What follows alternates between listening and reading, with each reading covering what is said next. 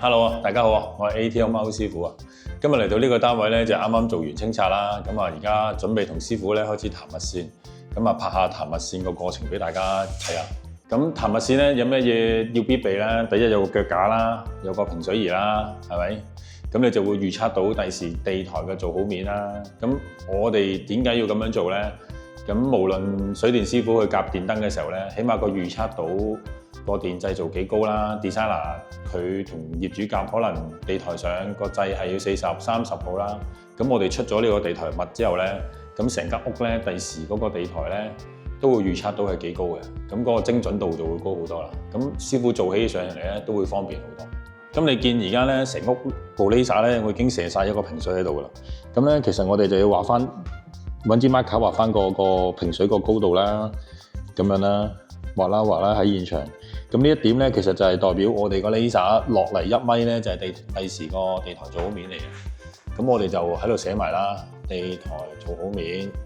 你見到呢條線而家落咧，其實個大門喺度噶嘛，大門低10個 mm 咧，就係第時個地台做好面嘅。咁個地台做好面點樣形成咧？就係譬如第時個磚啊、木啊都好啦，總之大門底低10個 mm 咧，就係個木板或者磚面做好個面啊。點解呢條物線咁重要彈咧？因為試過有啲屋咧頭尾咧相差到3、4寸嘅。如果你唔彈呢條線咧，咁我哋都唔知間屋咧其實個平水差好遠噶嘛。咁其實平水差好遠咧，我哋上嘅英泥沙料都會多咗好多。所以我哋自己要彈咗呢條線咧，起碼知道成間屋嘅情況咧。咁我哋第時同阿泥水師傅佢哋夾嘢都會好夾啲啦。咁第二泥水師傅做地台嗰陣時咧，如果佢冇呢條脈咧，攞唔準間屋個地台數咧，咁第時做出嚟有機會個偏差比較大。咁啊，而家試下彈物先啦。咁啊，我而家同師傅啦，開始開個脈斗啦。咁啊，一頭一尾嗰兩點啦，攞燈痕條線啦。咁啊，睇啱啱咯喎。咁啊，彈一彈啦。咁啊，出咗嚟啦條數。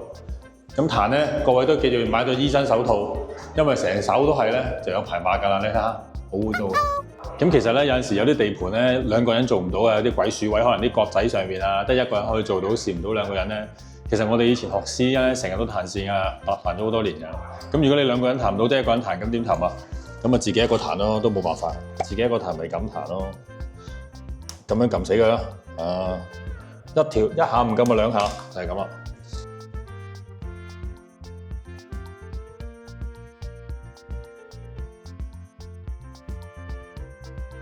呢條片咧都去到尾聲啦。呢條片咧就帶大家咧嚟睇咗彈物線嗰個過程啦。中意呢條片嘅觀眾咧，記得訂閱我哋。我係 ATM 歐師傅。如果大家咧遇到有咩裝修嘅問題咧，可以隨時聯絡我哋嘅。下條片再見，拜拜。